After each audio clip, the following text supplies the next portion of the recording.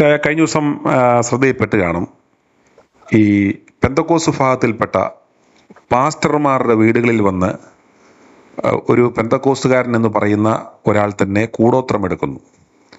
അന്നേരം അത് ലക്ഷക്കണക്കിന് ആളുകൾ കണ്ടു, വലിയ ചർച്ചാ വിഷയമായി. അന്നേരം നമ്മുടെ ഒരു ചിന്തയിൽ വരുന്ന കാര്യം ഇതാണ്: വിശുദ്ധിയും വേർപാടും ഒക്കെ പറയുന്ന ഈ വിശ്വാസികൾ തന്നെ ഇത്തരത്തിലുള്ള ഈ പൈശാചിക പ്രവർത്തനങ്ങളിലും കൂടോത്രങ്ങളിലും ഒക്കെ വിശ്വസിക്കുകയും അതെടുപ്പിക്കുവാൻ വേണ്ടി ലക്ഷങ്ങൾ കൊടുക്കുകയും ഇത്തരത്തിലുള്ള കോക്കാമ്പീച്ചുകൾ കാണുമ്പോൾ ഇത് എത്രത്തോളം വചനവിരുദ്ധമാണ് എന്നാണ് അച്ഛനോട് ചോദിക്കാൻ ആഗ്രഹിക്കുന്നത്. ഇത് തീർച്ചയായിട്ടും വചനവിരുദ്ധം തന്നെ. നാട്ടില് വഞ്ചനാധിഷ്ഠിതമായി നടക്കുന്ന ഒരു സംഗതിയാണ് ഈ ബ്ലാക്ക് മാജിക്. ആത്മീയ ശക്തികൾ ദുർവിനിയോഗം ചെയ്യുന്നതിന് വേണ്ടി ഇത് ഉപയോഗിക്കുന്നു.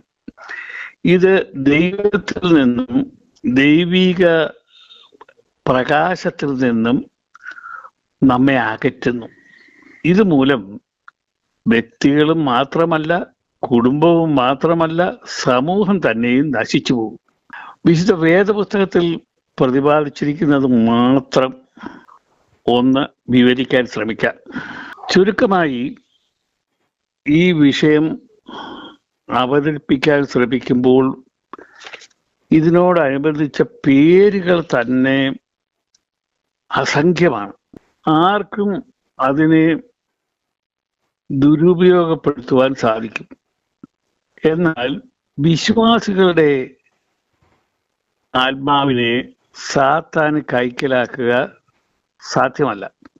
അതിനാൽ ഒരാൾ മരിക്കുമ്പോൾ അയാൾ വിശ്വാസിയാണോ അവിശ്വാസിയാണോ എന്നുള്ളതിനെ ആശ്രയിച്ച്, വിശ്വാസിയാണെന്നുണ്ടെങ്കിൽ അവരുടെ ആത്മാവും ജീവനും ക്രിസ്തുവിൽ മറഞ്ഞിരിക്കും.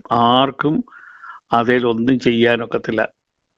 അതായത് ഡിവൈനേഷൻ, സോർസറി, സ്പിരിറ്റിസം, ബ്ലാക്ക് മാജിക്, ഇതൊന്നും അവരോട് ചെയ്യാൻ സാധിക്കത്തില്ല. എന്നാൽ ഒരവിശ്വാസിയുടെ ആത്മാവാണ് എങ്കിൽ വേഗം സാത്താൻ അവനെ കൈക്കലാക്കി അവന് വേണ്ടുന്നത് പോലെ ഒക്കെ ദുർവിനിയോഗം ചെയ്യാനായിട്ട് സാധിക്കും. ഇത് നമ്മുടെ ക്രിസ്തീയ വിശ്വാസികളെ വിലക്കിയിട്ടുള്ള ഒരു സംഗതിയാകുന്നു. ഇതിൽ ഏറ്റവും പ്രസിദ്ധമായിട്ട് നടക്കുന്ന ഒരു സംഗതി നെക്രോമാൻസി എന്നാണ് അതിന് പറയുന്നത്. നെക്രോമാൻസി എന്ന് വെച്ചിരുന്നാൽ മരിച്ചു പോയ ആളിനെ വരുത്തി അവനോട് കാര്യങ്ങൾ ചോദിച്ച് മനസ്സിലാക്കുകയും അതനുസരിച്ച് പ്രവർത്തിക്കുകയും ചെയ്യുന്നതാണ്. വിശുദ്ധ വേദപുസ്തകത്തിൽ ഇത് ആഭിചാര പ്രയോഗം എന്നാണ് ഉപയോഗിച്ചിരിക്കുന്നത്. നമ്മൾ ഗലാത്യ ലേഖനം 5:19 മുതൽ 21 വരെ ജഡത്തിന്റെ പ്രവൃത്തികളോ, ദുർനടപ്പ്, അശുദ്ധി, ദുഷ്കാമം, വിഗ്രഹാരാധന, ആഭിചാരം, പക, പിണക്കം, ജാരശങ്ക, ക്രോധം, ശാഠ്യം, ദ്വന്ദ്വപക്ഷം, ഭിന്നത, അസൂയ, മദ്യപാനം, വെറുക്കുത്ത് മുതലാവയാകുന്നു വെളിവാകുന്നു. ഈ വക പ്രവർത്തിക്കുന്നവർ ദൈവരാജ്യം അവകാശമാക്കുകയില്ല എന്ന് ഞാൻ മുമ്പേ പറഞ്ഞതുപോലെ ഇപ്പോഴും നിങ്ങളെ മുൻകൂട്ടി ഓർമ്മിപ്പിക്കുന്നു. ഇത് പൗലോസ് അപ്പോസ്തലൻ നമ്മളെ പഠിപ്പിക്കുന്ന ഒരു സംഗതിയാണ്. ഇതിനകത്തൊന്നും നമ്മൾ ചെന്ന് പെടാൻ പാടില്ല.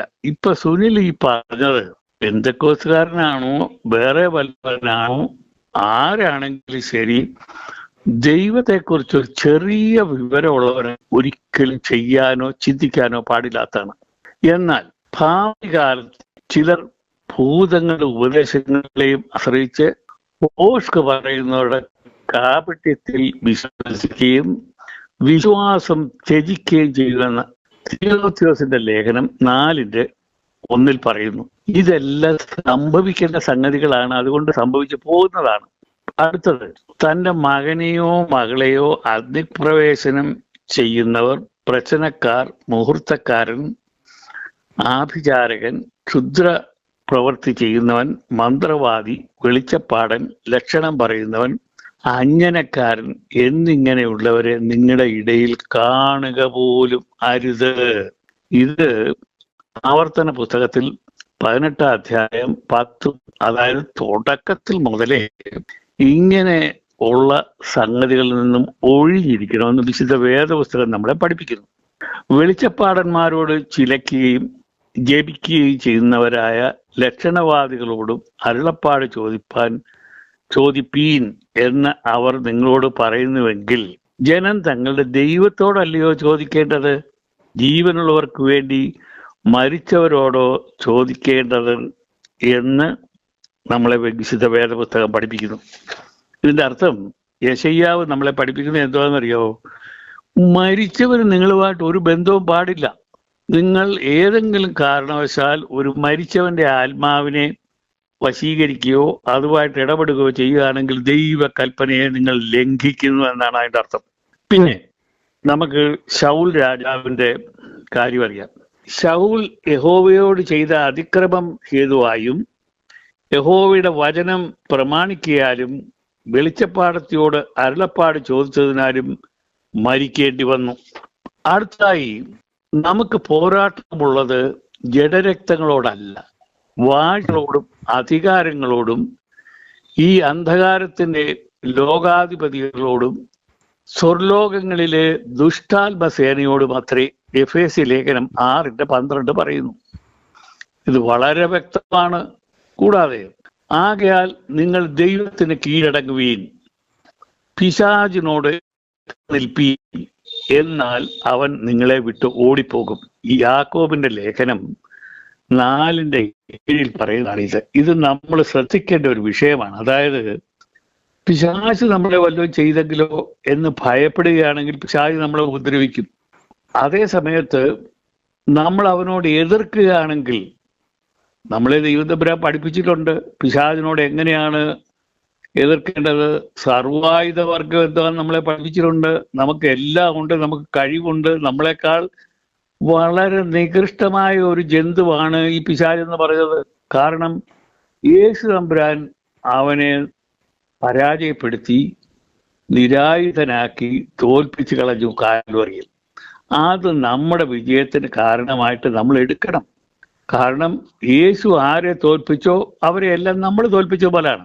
അടുത്തതായിട്ട് പറയുന്നത് വാഴ്ചകളെയും അധികാരങ്ങളെയും ആയുധവർഗം വെപ്പിച്ച് ക്രൂശിൽ അവരുടെ മേൽ ജയോത്സവം കൊണ്ടാടി അവരെ പരസ്യമായി കാഴ്ചയാക്കി. കൊലോസ് ലേഖനം 2:15 യേശു തമ്പുരാൻ ചെയ്ത ഈ പ്രവൃത്തി പിശാചിനും ദുരാത്മാക്കൾക്കും എതിരായിട്ടുള്ളതാണ്. അതിന്റെ വിജയം നമുക്കാണ്. ശ്രദ്ധിക്കേണ്ട ഒരു പോയിന്റാണിത്. നിനക്ക് വിരോധമായി ഉണ്ടാക്കുന്ന യാതൊരു ആയുധവും ഫലിക്കയില്ല. ന്യായവിസ്താരത്തിൽ നിനക്ക് വിരോധമായി എല്ലാ നാവിനെയും നീ കുറ്റം വിധിക്കും. യഹോവയുടെ ദാസന്മാരുടെ അവകാശവും എൻ്റെ പക്കൽ നിന്നുള്ള അവരുടെ നീതിയും ഇത് തന്നെയാകുന്നു എന്ന് യഹോവ അരുളി ചെയ്യുന്നു. ഇത് യെശയ്യാവിന്റെ പ്രവചനം 54:17. അതായത് നമ്മളൊരു വിശ്വാസിയാണ് എങ്കിൽ ഈ വേണ്ടാദിനത്തിനൊന്നും പോകേണ്ട കാര്യമില്ല. കാരണം എന്താ വെച്ചിരുന്നാൽ അവൻ എന്ത് ചെയ്തോട്ടെ, അത് നമുക്ക് ഫലിക്കുകയില്ല. യാതൊരു ആയുധവും ഫലിക്കയില്ല എന്ന് ദൈവത്തിന്റെ വചനം പറയുമ്പോൾ പിന്നെ എന്തിനാ നമ്മൾ ഭയപ്പെടുന്നത്? നിങ്ങൾ എല്ലാവരും വെളിച്ചത്തിന്റെ മക്കളും പകലിന്റെ മക്കളും ആകുന്നു. നാം രാത്രിക്കും ഇരുട്ടിനും ഉള്ളവരല്ല. 1 തെസ്സലോനി 5:5 ഈ പറഞ്ഞിരിക്കുന്നത്. അതിന്റെ അർത്ഥം ഈ വേണ്ടാത്ത ഈ കാര്യങ്ങളെല്ലാം നടക്കുന്ന രാത്രിയിലാണ്. അത് പിശാചിനെ ബാധിക്കുന്നതാണ്. അത് പിശാചിന്റെ മക്കൾക്കാണ് അത് ബാധകമാകുന്നത്. നമ്മളാരും പിശാചിന്റെ മക്കളല്ല. നിങ്ങളെല്ലാവരും വെളിച്ചത്തിന്റെ മക്കളും പകലിന്റെ മക്കളുമാകുന്നു. നാം രാത്രിക്കും ഇരുളിനുമുള്ളവരല്ല. അടുത്തതായി പറയുന്നത് നമ്മളെ റോമാ ലേഖനം 13:12 പറഞ്ഞേക്കുന്നു, രാത്രി കഴിയാറായി, പകലടുത്തിരിക്കുന്നു, അതുകൊണ്ട് നാം ഇരുട്ടിന്റെ പ്രവൃത്തികളെ വെച്ച് കളഞ്ഞു, വെളിച്ചത്തിന്റെ ആയുധവർഗം ധരിച്ചുകൊള്ളുവിൻ. ഇങ്ങനൊരു പാട്ടും നിങ്ങൾക്കറിയാം. ഉണരുക സഭയെ ഉയർത്തുക ശിരസെ എന്നുള്ള ആ പാട്ടിനകത്ത് പറയുന്നതാണ്, രാത്രി കഴിയാറായി പകലേറ്റം അടുത്തു. മാത്ര നേരത്തിനുള്ളിൽ കർത്തനും എഴുന്നള്ളാറായി. ധീരരെ ഉറങ്ങയോ, സിയോൻ യാത്രയിൽ മയങ്ങകയോ. നാം ധീരരായി ഗമിച്ചിടുക. ധീരരെ ഉറങ്ങയോ, സിയോൻ യാത്രയിൽ മയങ്ങുകയോ. നാം ധീരരായി ഗമിച്ചിടുക. ഇത് എന്തിനാണെന്നറിയാവോ? മൈ ചർച്ചിലുള്ള ഒരുത്തനും ഈ പറഞ്ഞ കൂടോത്രവും ബ്ലാക്ക് മാജിക്കും നെക്രോമാൻസി ഒന്നും ചെയ്യത്തില്ല. കാരണം അവരിതിനെ അതിജീവിച്ച കൂട്ടരാണ്.